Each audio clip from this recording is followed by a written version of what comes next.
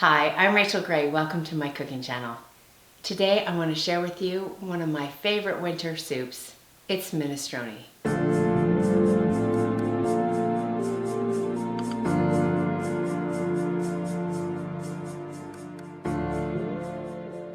When I was a little girl, my family used to go from Wyoming to the big city of Salt Lake in Utah, and my parents used to take us to an Italian restaurant called Della Fontana, and they served their meal in courses. One of the courses that they served was a minestrone soup that I thought was divine. The restaurant has long since closed, but years ago they published the recipe in the newspaper in Salt Lake. And so I'd like to share with you the minestrone soup from Della Fontana. Don't freak out. This is a lot of ingredients. There are 24 of them, including the Parmesan cheese. But a lot of the stuff you already have in your pantry, so it's not like you have to go out of your way to find it. And you could probably omit a few ingredients and still be okay. But this is what the recipe calls for, and I love it exactly the way it is. So this is what you need. You need 1/4 cup of olive oil, 3 cups of diced onion, 2 cups of diced carrot, 2 cups of diced celery. You need 1 cup of fresh diced tomatoes, and then 1 cup of either whole tomatoes in a can, or I just use the diced. You need 1 cup of green beans, and I go ahead and use the frozen ones, 1 cup of kidney beans, 1 cup of white cabbage, 3 teaspoons of salt, 1½ teaspoons of freshly ground pepper, 1½ teaspoons of powdered garlic, 1½ teaspoons of dried basil, 2 teaspoons of dried oregano, 7 cups of water, 4 teaspoons of beef bouillon, or 4 cubes, or I use Better Than Bouillon. It's the same, so you just need 4 teaspoons of beef Better Than Bouillon, and 3 teaspoons of the chicken flavor, or 3 bouillon cubes. You need 1 cup of tomato puree, 1/2 cup of barley, and I just used the quick barley, 1 cup of peas, and I just used the frozen peas for this, 1 cup of garbanzo beans, 1 cup of ditalini pasta. It's like a ziti that's been cut up. Sometimes this pasta can be hard to find, so if you can't find ditalini, then just use the small shells. That should work. 1 cup of spinach and some grated Parmesan cheese. Let me show you how to put this together.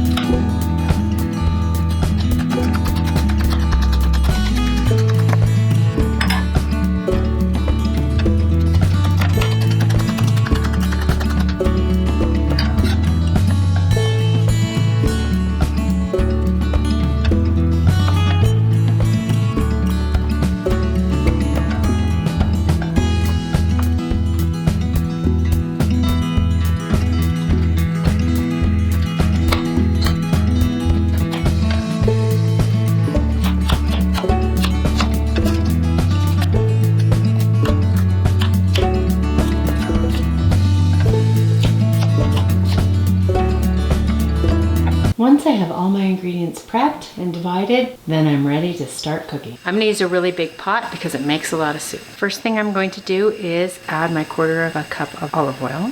And once that's hot, I'm gonna add my carrot and my onion and my celery. I'm going to saute this mixture, which is known as the Trinity in Italian cooking, over medium heat until the onions are soft and translucent. Now that our onions are soft, we're going to go ahead and add the other ingredients. There are a few ingredients that we will save and add later. And those are going to be spinach, garbanzo beans, and peas. We're going to cook our pasta while our soup simmers. So to our Trinity mixture, we're going to go ahead and add our fresh tomatoes, our canned tomatoes, our tomato puree, our beans, our kidney beans, cabbage, barley, spices, 7 cups of water, chicken bouillon, beef, better than bouillon. Now I'm just going to mix this all together and let it simmer on this stove for 45 minutes. While my soup is simmering, I'm going to go ahead and cook my pasta.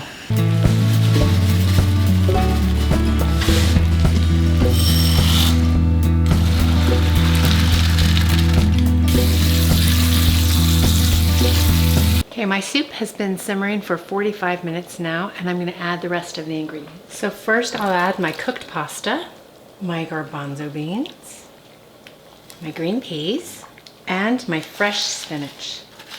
Then I'm just going to stir those things in and let it simmer for 15 more minutes. And you'll notice that it looks more like I have a pasta and less like I have a soup. So I'm going to go ahead and add a little bit more water. It's been 15 minutes. It's ready to eat. And now we'll take 23 ingredients and put them into our bowl. And our 24th ingredient and top our soup with it. It's Parmigiano Reggiano. And it's not finished minestrone until you put this on it. This soup is perfect for a cold winter day, and with vegetable broth can easily be made vegan.